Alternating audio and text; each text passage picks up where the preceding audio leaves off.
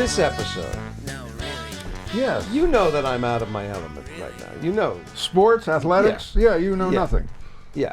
I was once asked, and only a few years ago, who's your favorite basketball team? And I thought for a second and went, the Knicks are basketball, right? Now, but you also know I have my uncle, my godfather, my uncle, was the director, the television director of the Met, Knick, and Ranger games for his whole working career. So, you know, Willis Reed was at my cousin's bar mitzvah. I mean, it was that kind of thing, right? And What a name dropper. my uncle gave me a basketball signed by, I can't remember what year it was, but by the Knicks. So it's Willis Reed and it's Earl Monroe and it's, you know, it's all those guys. I don't know. He comes over one day and I'm shooting hoops with that ball. He's like, what the hell are you doing? What are you doing? I went, no good. It's basketball. It's a basket. I mean, that's what I knew about. And we had Derek Jeter and Bernie Williams on Seinfeld when George was, you know, coaching the Yankees. Days after they had won the World Series, and I go to Jerry, which one is which? As we're walking I up remember. to meet them. I remember. I don't know who they are. I've never seen them. I don't remember know. you did a commercial with Barry Bonds, and they said, Right. "Don't talk to Barry." You said, "What would I talk to him about?" What about what? What would I discuss? So I've met John before. He's here in the studio today. I've met him before, and so he's a very lovely guy. And I then found out all about what he does and who he is. But this is we're here today because he's a fantastic human being, and I'm going to learn more than anybody today because the man's entire career is a mystery to me. And I'm not the biggest athlete, again, coming from a house where the parents said don't overheat. But my parents sent me to this camp where the guy who was the coach of the camp, the owner of the camp was Sam Cousins, who was Wilt Chamberlain's coach in high school. Oh, okay. So Wilt would come, the 76ers would come. Yeah. It was amazing hanging out, seeing Wilt Chamberlain lying in your bunk. Okay? Yeah. 5 feet of him off the thing. Yeah. But also watching him play, it always fascinated me. And then the one experience that I had with basketball that was a unique experience about how hard it is I played with a professional football team, the Eagles in Philly. Halftime. You played with the Eagles? Halftime, we played a celebrity 15-minute during the break at the 76ers. Okay. Yeah. And these football players, within 3 minutes of running back and forth the court, it was over. It was over because it's constant motion. And I remember thinking to myself, how do pro basketball players do? It's the most grueling sport other than soccer, I think. And now the really to have John Salley in was, the big question is, why is basketball all of a sudden, and I got a list of... And is it just basketball or is this all Football's sports? up, WNBA is up, women's basketball is up. NBA, Really? after signing a $76 million 11-year deal, I think it is, they're getting more money than they've ever gotten, and the ratings are tanking. Really? Tanking. And people, And they're not panicking, but they're But- starting to wonder. And do you have a theory about that? I wanted to hear what John's played. John's been there. John knows what it's all about. All right, and let's, he knows how to include lead. John in the conversation. And Why don't you inform people like me into the depth and breadth and heights. Breadth and height. 6'11". Are you still 6'11", by the way? As you're getting older, or are you shrinking? No, I'm getting taller. Do you know how tall you are? Have you lost I'm inches? 6'11". You know, by the time you're 80, you'll be 5'9". And not be able to fit into a Porsche. Four-time NBA champion. Former professional basketball player, television personality. Best damn sports show. Actor in a lot of stuff, including getting Bad jobs Boys. I'm not And he getting. was with the Bad Boys in Detroit. So, you get chills from that. Wellness advocate, vegan activist, owns a cannabis company. Amazing stuff. And you're just that guy. You don't stop, right? No, You're Renaissance 24/7. man. When did you leave NBA? 24 years ago. I know. Can you tell that story? I know there's a story about you being at Cedric's house, Cedric the Entertainer. Oh, yeah. So and that's why you left the NBA. Well, I knew I would. No, I had left. I've been gone for a while, for like 6-7 years. But as a professional athlete, you always think you can still do it. Sure. It's just, you know, I do this in my sleep. I watched Tyson a couple weeks ago. Yeah. I do this in my sleep. I'm at Cedric the Entertainer's house, and we're going to play basketball. And Dwayne Martin is there, and they got this young guy, and I was like, Tosh, go get my sneakers out. Tell my wife, go get the sneakers out of the car. She was like, you gonna play? I said, yeah. I think the knee braces are there too. Get them. So she brings all the stuff. I'm putting it on my gladiator stuff, and it's this young guy's in front of me. We go up and down a few times, and this young guy, and I go down into position, and he fakes right and goes left, and my left leg doesn't move. And I had to turn my head this way to watch him. And I go, I'm done. And they were like, oh, it's out. I go, I'm done. And I walk off court, and they were like, come on, stop. I said, dude, my legs don't move. It's over. It's finished. So that is when I knew it was no more playing. And Wikipedia, I haven't filled it out yet because I found out you can put your own stuff. But I started Better Life, BETTA, Better Eating Today, Tomorrow, Always. Life, and I sell herbs that are vegan, that are gluten-free. And I kept trying to get everybody else to make my formulas, right? I got a formula, I'm going to put this with this and this and that. So I hook up with my guy, Seth, who now manages me, and we found the people to make it. So I do a Wellness Wednesday. I come on 15 minutes, talk about some stuff, and then send you to the site. Do it. And then as, I was talking about doing my podcast again, I don't want it just to be health and wellness. I want it to be that because that's the biggest trending thing. And two, it's what my life is built around. But there's so many other things I do. I started Black Folk Media. It was called Black Folk Films. And back in the early, 20 years ago, a guy was like, man, you don't want to hurt yourself by putting the word black, and it's gonna deter people. You're gonna lose people. And then BET sells for $3 billion. I said, I'm going back to my original thought.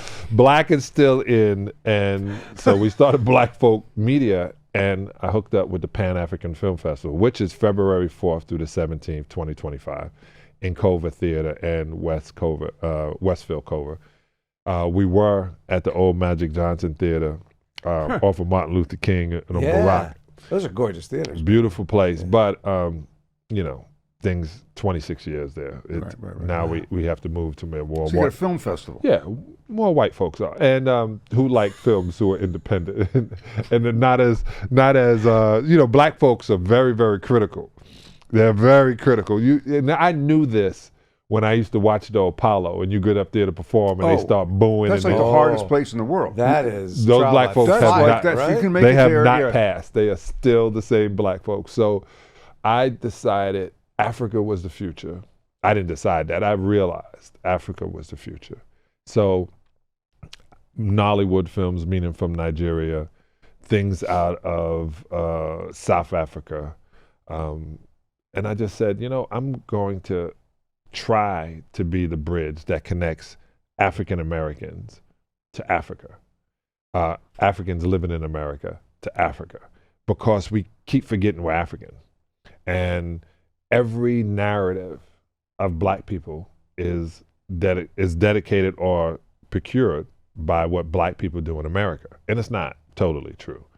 But I watched these shows on Netflix, Top Boy, Supercell, great shows. And it's still gangster this, gangster that, I'll stab you, where's the drugs? It's not always that, I always say when they show Africa, they show the poverty, they show no water. That'd be like showing Los Angeles, and the only thing you show is San Pedro downtown with the homeless. So where's the funding come? Do they have a big funding resources for movies and everything? There are 100 billionaires in Nigeria. 100. But they wind up sending their kids to Europe to be educated, and not realizing that they're the Instead of building an centerpiece. education infrastructure. Right. So they just got their own oil refinery, and they're the third largest oil supplier, fourth largest in the world. They're building their first oil refinery, but they always exported their oil to the point where they needed these menial jobs, and they have the highest education. These jobs, these worker jobs, that the application were from 200 to 300 PhDs. So they can't get their job at PhDs or what they studied. So they have to do these manual jobs. And the place is blowing up. Everything. They kick France out. Certain countries kick France out. They're doing what Gaddafi once said, that they should have an African Union because they are the money, they have the resources. It's just at that point where I think to vacation, we need to be in So Africa. they're building an economy. So, Yeah. which is fascinating, and which ties in with education, and then we'll get to the really in a second. I think I read it. You said somewhere that because you were a B student, Yeah. you had the opportunity. Why I got to be a B student? I got to be a black student. No, go ahead. You had the, I was the black student in all white school. Go you ahead. said something that was prescient, that you had the opportunity to go because of the better classes. So it set the course for your whole life. If you didn't have that opportunity at that point in time. So I went to, just today, it's amazing we're having this conversation. My boy Glenn Daniels, who is my point guard in high school, I've been around him since 14 years old, still my friend. He sends me, Canarsie High School is rated the worst high school in all of New York City. And he goes, damn, Sal, it's not my fault, but it's rated the worst high school. But when I was growing up, when I got there was race riots. I was the only black person in school one time because I lived in Canarsie and they started busing. So when they were chasing black guys, I was like, what's happening? It was like, we're chasing these guys out of the neighborhood, Sal. But I'd been in elementary school with these white kids my whole life. So this is another thing that I realized. I was never afraid of white folks because I grew up with them. I used to say I've been to more bat mitzvahs than most rabbis, right? I grew up in this neighborhood, and by the time Harvey Weinstein and his brother were across the street. Really? Yeah. They said, when I met Harvey Weinstein, they were like, here's John Salley. He said, Salley, you know Ron Salley? And I'm thinking, I meet Harvey Weinstein. I'm saying, I got these great ideas. I have these movies. You gave a deal to Dame Dash. You should get. In my brain, he was like, yeah, your brother used to beat me up. He was the one, and I called my brother. I go, you messed my life up. He was ahead of his time. He was ahead of his time. Yeah. He was I was going to say. He was like, wait a minute here. Wait a minute here. Yeah, but I grew up and thinking in this point, like you mentioned, growing up that way and not feeling that you're lesser. I used to say I was Stymie from the Little Rascals, right? I was the black kid. No one thought anything different. When I took the test, and they take the test in 6th grade, and then you're going to 7th grade, 8th grade, 9th grade, that's junior high school in New York. I was in the upper class, so I was learning Spanish or French. And I remember telling the teacher, I said, you got to get me out of this class. Why? He goes, I can't be up here in the 60s and my boys in the 30s. It's not going to fare well for me. She was like, you need to not be ashamed that you can read, you can add, you're smart. She said, don't be afraid of that. Don't try to fit in with that.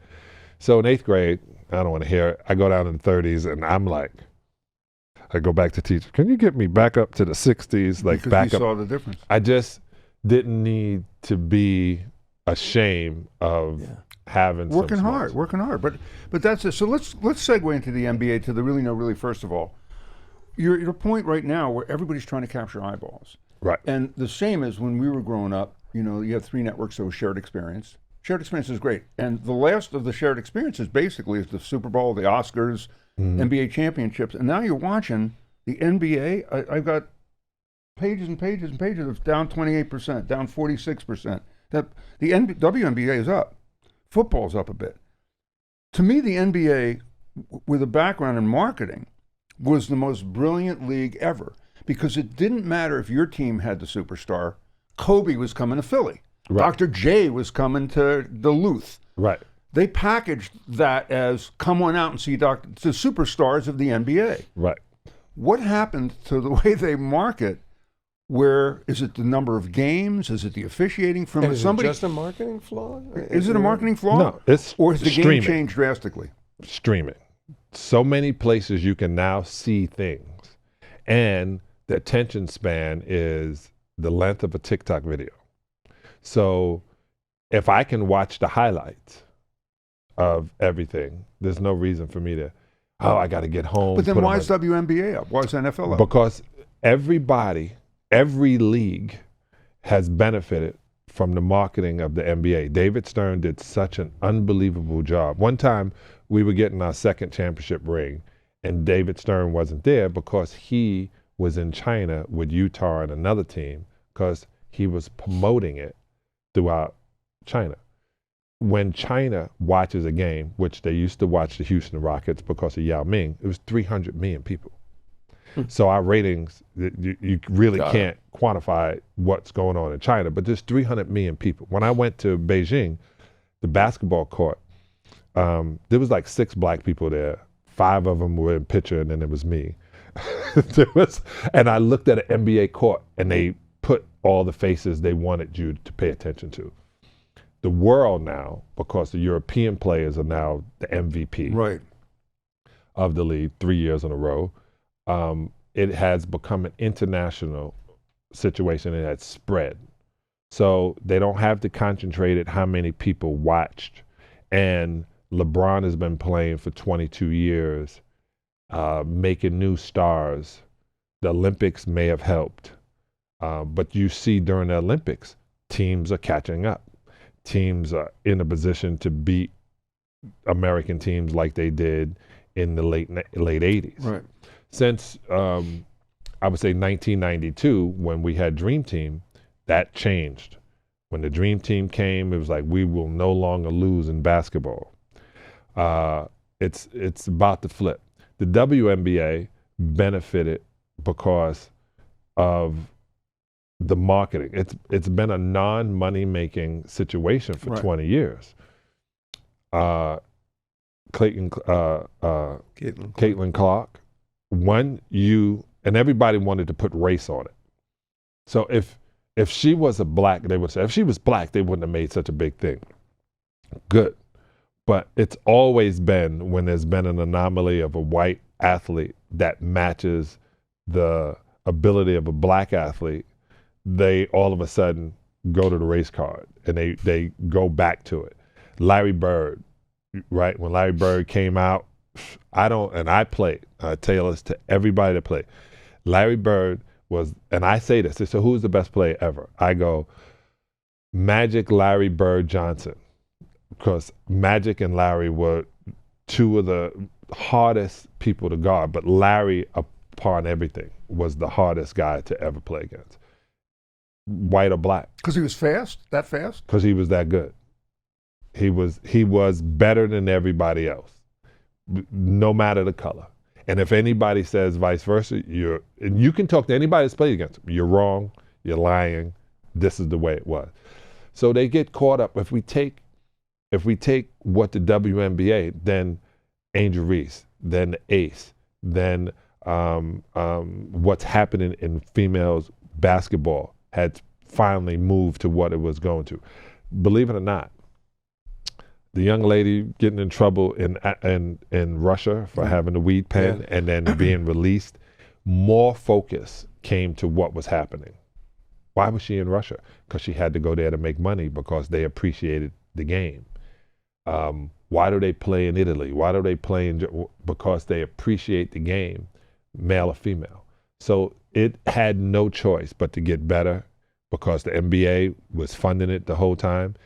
The NBA trained, the commissioner of the NBA used to work with David Stern. So he tried to get hockey at that point. Everyone forgetting what we call soccer, football, around the world is getting bigger as well, right? So it's just not enough space. Too many outlets, everything is spread apart. That's why I feel the ratings are down. But why, I totally follow what you're saying and agree. So the NBA ratings are suffering a little bit because of the preponderance of streaming, right? And people wanting to get just the highlights and just. But why wouldn't that also affect all the other? Why wouldn't you attribute that to the WNBA as well, or to any other sport? Why would the WNBA suddenly go a little bit up in the broadcast ratings when I assume the audience for them is the same as the audience for the NBA, and that audience is choosing to get their content a different way? I think because in women's sports, they play the game without the dunk in basketball. And there's a couple of girls who can dunk, ladies who can dunk. Right. And we seen it again. I was at the game with Lisa Leslie dunked on the Sparks. My daughter wanted me to go up and get her some food, and I'm watching it on television. And I had floor seats, and I'm watching the TV as we're waiting online, and I see Lisa dunk, and I turn to her. She goes, "Sorry, Daddy." I was like, she knew right off the top. I could have seen this in person, but it was cool. The fact that I was able to bring my daughters to watch this game, that is such a huge thing. That you're watching fundamental. They're fundamentally sound. There's not just totally athletics.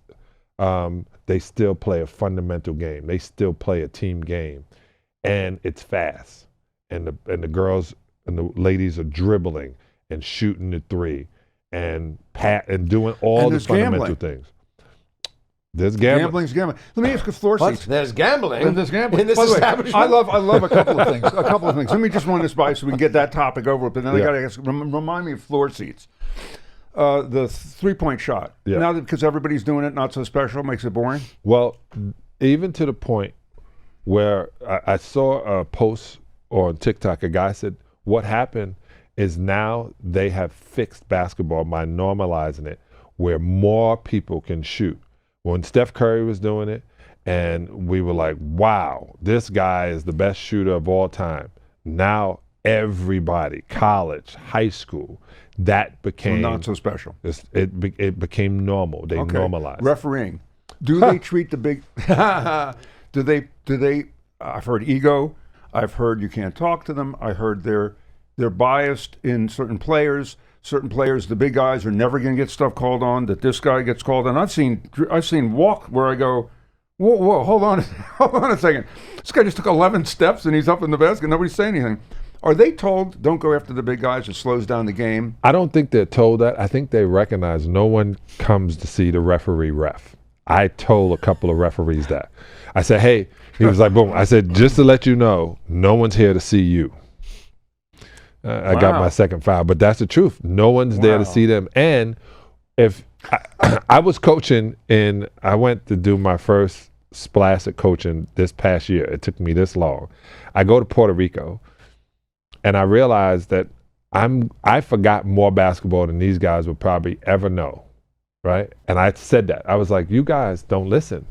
And you just think I'm an old timer, but you're not listening. You're not paying attention. And then I started saying to them, there's only 25 jobs available in the NBA every year, really only 15.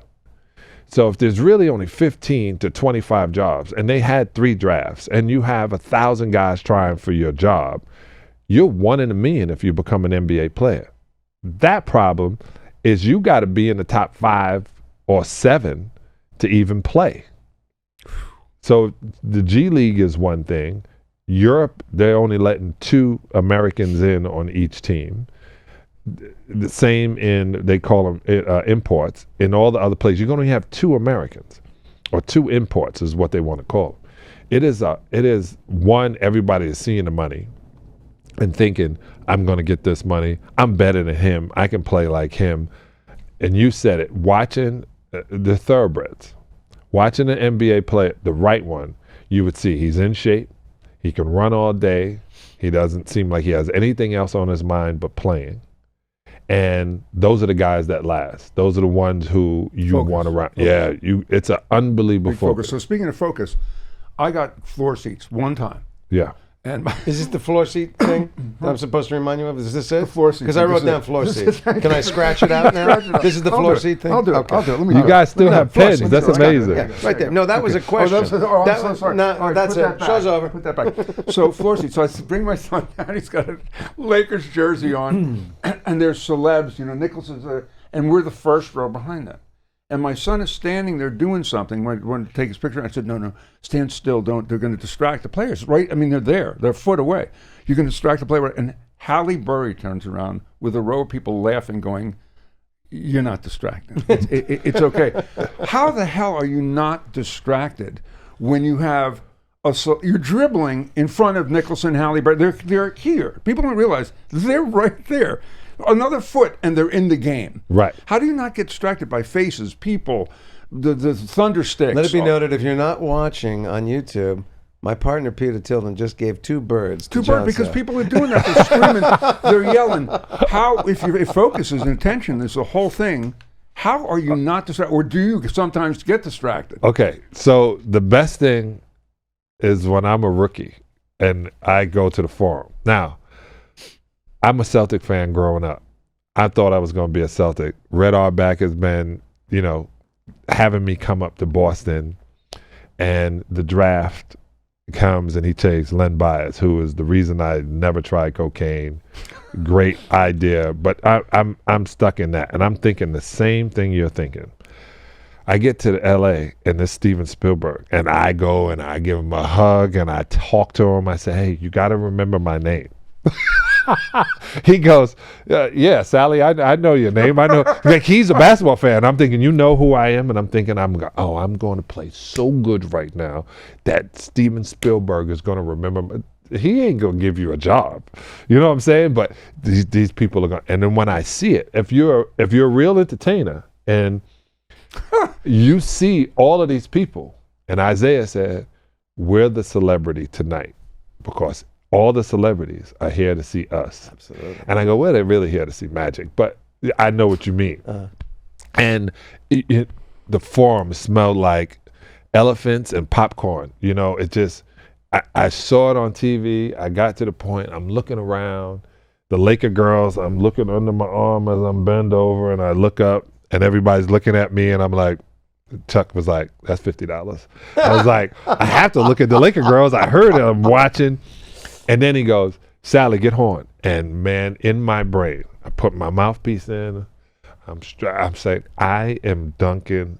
If I get the ball, it's going to be like rollerball. You have to be old to remember that movie. I'm going to do everything I can possibly do. It's when you're an entertainer, you want to entertain. When you want to show your stuff, you should want to show your stuff. And I was going to say, if you're on Broadway and they go, "It's a packed house," you don't want to miss your lines. If you got something that's funny, if you have something that's important, you want to hit all of that. So it's the same thing in basketball. You don't want to miss a shot. Shut it, and can you shut it? So you shut it out. You just refocus, and they don't exist at that point? Well, yeah, I used to know that the same people that boo are the same people that cheer, so I never took it personal. And I constantly wanted to destroy the Lakers. And then they put Michael Thompson in front of me. I love Michael Thompson, Klay Thompson's dad, who was the #1 pick. And when I realized I was a little bit more advanced in certain things, he's a brother, but he's from the islands, and I was like, "Oh, I'm dunking on this guy. He doesn't take charges." But I had to guard Worthy too, so I was afraid every day. But this is what you do. I said this in Puerto Rico, is why I mentioned it. You put the orange thing in the orange thing, and you don't let them put the orange thing in your orange thing. And they laughed. And I go, if you only think that way, if you think the basic, you won't have everything else. Oh, he's a 3-point shooter. He has a crossover. He can jump. If you don't think that, if you just say, he's a basketball player, I'm a basketball player, the best thing was a rule in Chicago Bulls. Don't let the ball get between you and the basket. So if you just think that way, keep the guy in front of you. He shoots over you and it goes in. That's good defense. It's when he gets on the other side of you and you're on this side is the problem. Wow. So I say it sounds simple. No. It is simple. Yeah. And if you keep it a simple game, and if you play it because you love to play it, you'll do well. Well, that's what I want to ask you about. So I didn't know what I was good at or what I wanted to do until I was 12 years old, and it was the first time theater kids, we moved, and the theater kids were the first kids that picked me up. And I went to the first rehearsal, and I went, "Oh, these are my people. This is my tribe. Yeah. Now I fit. Now I see what I got." And it was really that sense of being part of a community that made me want to keep going with this. But how did you discover now you are uniquely suited to be good at this game. You have the height, you have the athleticness to play this game at a professional level. But I assume you were a kid when you discovered the game and found your place and desire to be in it. Do you remember what that was? Was it because you were watching somebody else and went, "That's who I want"? 100%. Okay. So I go to Eric Jones, kid I grew up with. We were in first grade together, and you know he always had really nice clothes. Even though he lived in the project with us, his clothes were better. His afro was like he had a big old forehead, but his afro was perfect. Like his mom took care of him. But we go over and his father's there, and his father had a great afro, the pork chops, and he had, you know, Playboys. You know, that's my father's Playboy magazine. I was like, wait till he gets out of the room. No. So he's watching the Knick game. And he was like, man, basketball players got the best clothes, and all the women like the basketball players, and look at them. It's like watching ballet. And I was watching it. And I said, I'm going to be a professional basketball player. And Eric goes, I'm better than you in basketball. And I said, today, today you may be, but I'm going to be a professional basketball player. I said it at 6, 7 years old. My brothers were great athletes, great students too. One of my brothers went to Brooklyn Tech, Ron Salley, and who obviously was beating up on Harvey. You women, he didn't beat him up enough, but they were football players. And I played football, and it was cold, and I got hit, and my hands were cold. When I went in the gym, all the girls were in the gym.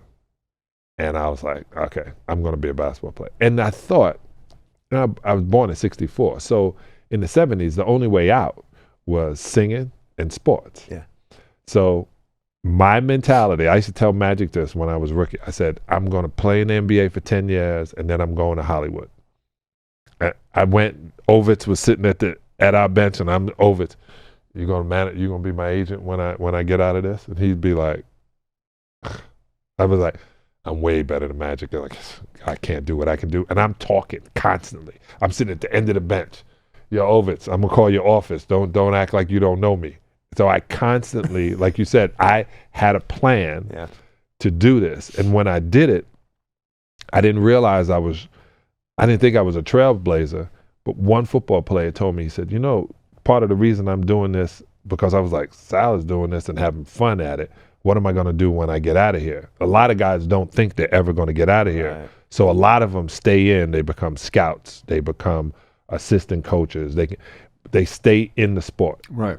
I didn't want to stay in the sport. I don't like taking showers when a whole lot of men around. So the worst. Okay, so one of the worst experiences I had was I was working in radio out here. I just started, and I was having personal stuff, whatever, and they didn't love me at the station because corporate hired me, and they sent me to the Detroit Lakers championship game where you beat the Lakers. Oh, 89. And I now have the job of going into the locker room to talk to naked guys who just lost the championship.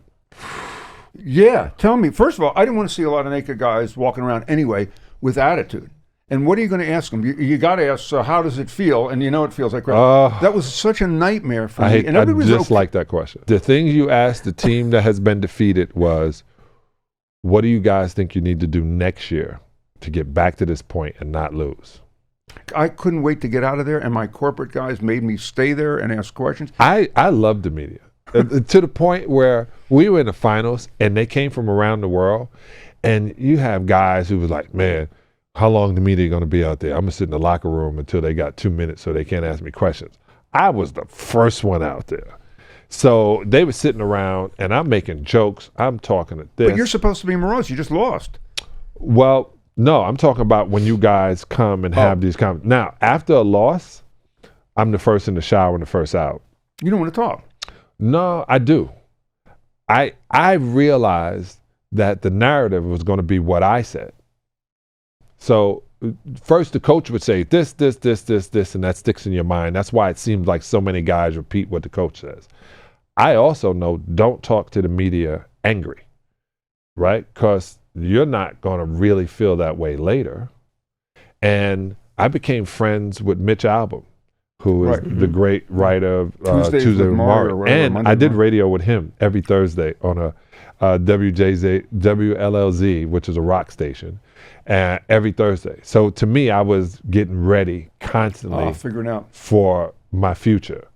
And they used to be pissed too. They used to be like, man, you got a record label, man. Why don't you make your foul shots? And I was like, well, consistency was the big thing with you, right? Yeah. They used to say you got to be more consistent. you have to not be one thing. One thing. All of us go through depression, suicidal thoughts when you retire, because to me it was easy. And they go, what do you mean it was easy? They paid me to stay in shape. I was in shape. That's what I wanted to do anyway. I'm going to run. I'm going to lift weights. I'm going to shoot all the shots I need to shoot. And then I have the rest of the day to find girls. This is the easiest job in the world. Like this is like and that's why I said I consider us thoroughbreds. What do you do as a thoroughbred? You run. That's it. They feed you, they wash you, they mate you. That's exactly what the NBA is the same. I was like, this Good night, is everybody. Thank you. And this is an NBA talk with John Salley. Pot was now made legal. They're not testing for pot anymore. God bless How many them. guys were smoking? How many guys were smoking pot during your whole career and doing stuff to get up? Because again, you're talking about the love of the sport, and you make it sound easy. Right. The pressure of somebody right up your butt, ready to take your job. The pressure of playing against the best guys in the world who may like you, but they're going to shut you down. They're going to do everything they can. You need encouragement. And sometimes you need it with pot, you need it with uppers, you need it with coke, whatever. How much drugs did you see guys using just to get through it, just to deal with it, or to deal with, like you said, the depression? So this is the craziest thing. After Len Bias, well, one, I never got high. My brothers were very, they can get high all day. I mean, they used to come in, my three older brothers, they would be in this small bathroom, they put the towel under the door, and they would have a joint, and they would go like this, and then they go, don't ever smoke this, John. And I'm in a hot box. Wow. I'm in a hot box. Right. But I didn't smoke until my last month as an NBA player on the Lakers in Sacramento. I could tell you, it was this girl, and she was like, hey, you got any weed? I was like, I don't smoke weed. And she was like, I smoke weed. I'll be right back. So I go to my teammates, and I say, yo, this girl smokes weed. And they were like, Sal, this is the chronic. Don't you smoke it. I was like, man, give me the joint. And then I realized I'm in a hotel room. I'm the second oldest guy on the team. Why am I doing this? Anyway, hey, babe, we got to get out the hotel. So I show her how we go out the back way, and we're looking back at the hotel. We're in front of the Capitol, and I handed her a joint. She smoked. She handed me. I said, I don't smoke. She hands it to me. I take it. I was like, okay, cool. And then, I do yoga. And man, all of a sudden I'm doing yoga poses. My back is not hurting. My leg is not hurting. I'm stretching these different ways, and I hit it again. And she goes, that's right, it should be legal right here in front of the Capitol. And I turn around, I realize where I am, and the hotel gets further away. I slept straight through the night. I get up, I'm like the last on the bus, which never happens. I'm the vet that always makes you feel bad about not being 10 minutes early. And I get on the bus, I'm like this, and Phil looks at me, and I walk on the bus and get on. He goes, Sal, you had 1 minute. I said, yeah, elevator, man, all this traffic. And I sit down, I turn around to my teammate, and I go, you smoke this every night? And he goes, Sal, I told you it's the chronic. I said, if I would have had this, if I would have known, I would have played as long as LeBron. I quit at 36 because I didn't like it anymore. I had a chance to go, Patrick Ewing and I were going to play for Golden State, it was Seattle Sonics at that time. And I could have just kept taking $1 million here, $1 million there. Young fella, that whole, throwing hook shots. But I just didn't like it anymore. And I was blessed to have a TV show on BET. So, and I did 3 movies that summer, right. Believe it or not. 2 movies. One where my agent, God rest his soul, won't say his name, I signed a buyout. The movie comes on every year. It's called The Ultimate Christmas Present on Disney. Oh, that was the first time I found out that mouse was a rat. So you were on residuals big time forever. Oh, I would have been cool. Not like, not like Seinfeld. Let me tell you something. My dealings with Disney came out exactly like your dealings with Disney. Same way. Same thing. Yeah. So I was lucky to get to that point. But when I realized that cannabis would stop DUIs, cannabis will stop domestic violence. Cannabis will stop you from going to nightclubs and eating bad food and being followed. And because when you smoke weed, if your wife is yelling at you, or your girlfriend, or whatever is around you is yelling at you, you're like, yo, chill, man. You know, your body is relaxing. So I go to David Stern and I start talking about CBD and this and that. Get out of my office, Sal. But David then does an interview with Al Harrington in 2016 when he's talking about CBD and what it does to your body.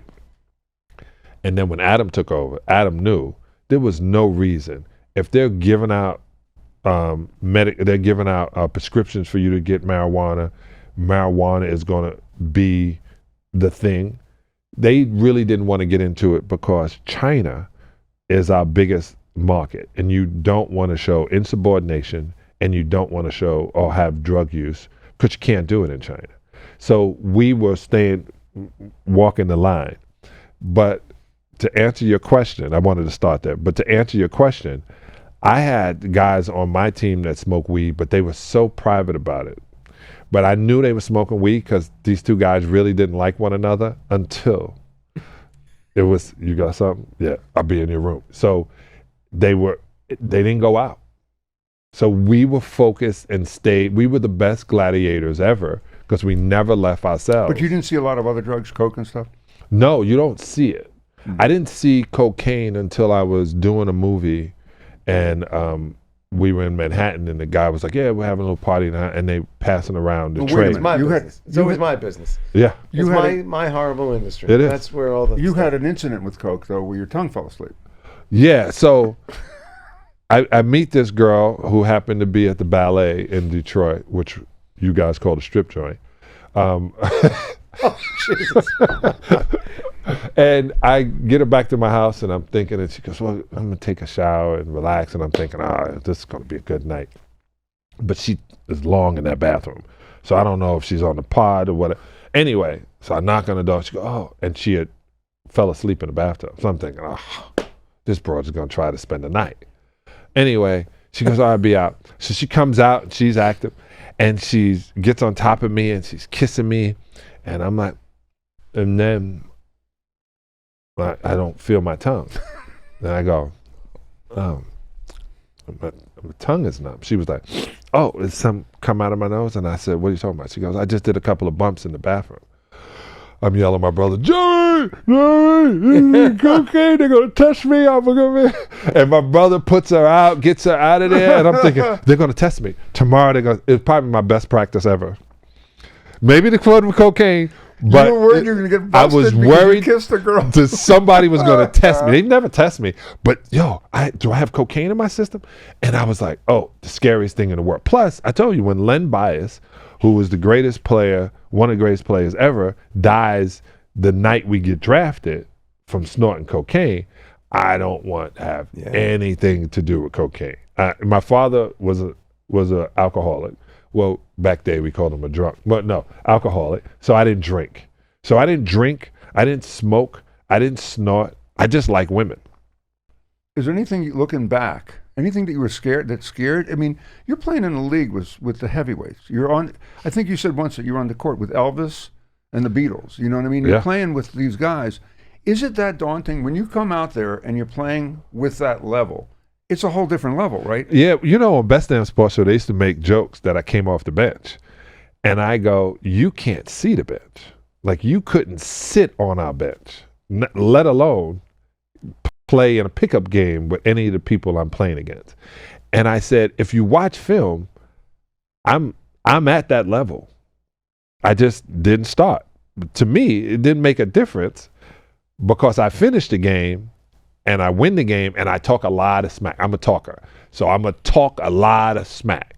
So I like you said, at this level, the only time I was really scared is the first time I was on Malcolm and Eddie with Malcolm Jamal Warner and Eddie Griffin, and I'm playing a cop in a sitcom. I have never been that scared in my life. When I tell you rehearsal Well, it's cool. You're going to stay here. You're going to move here. And John, you're going to move off here. And I'm going to be over here telling you this. And then you're going to do it. When the dress rehearsal happened, and I was like, and they were like, okay, the show's going to be great. I go, the show's going to be great. Now try to bring that back and remember your lines and do. I was so stiff and so not myself that when I was with my acting coach, she was like, what happened? And I go, I froze. She goes, you played in the NBA for 15 years and you froze on. I said, I froze. That was the only time I was afraid, because it was something I've watched my whole life. To the point where my daughter Taya is an actress. She's 21. I made her watch so many movies. I said, this is the only way you can almost get ready to do it. Almost. And she was like, what do you mean? I said, man, there's going to be some actors out there that are going to kick your butt when you go to lay a line. Like, everybody's nervous about Denzel and how he acts, right? When I did Bad Boys, I wasn't nervous.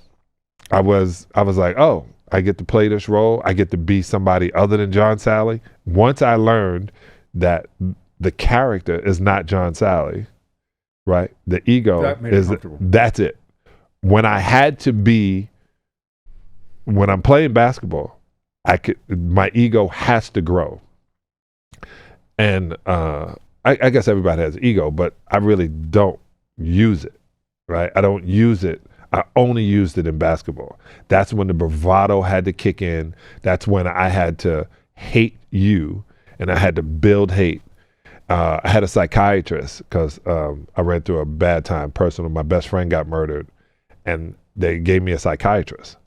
And he would put in the locker a house with an X to it, my mother and father smiling with an X to it, and the guy I played against smiling. And so he would tell coach, he's going to get an early foul. It's going to be a hard foul. And he was like, why? He goes, don't worry. He got 4 more. He won't get the other 4. And we get in the game, and the guy go to basket, and I would try to take his head off. And then the guy would be like, calm it down, breathe. And then I would go through it, and then he would take me out of the trance. Just what they did to Mike Tyson. Mike Tyson was in a trance going in. This guy is trying to take everything you've ever worked for. And that's how I trained my brain. So when I finally got out of the NBA, and that doesn't work in Hollywood.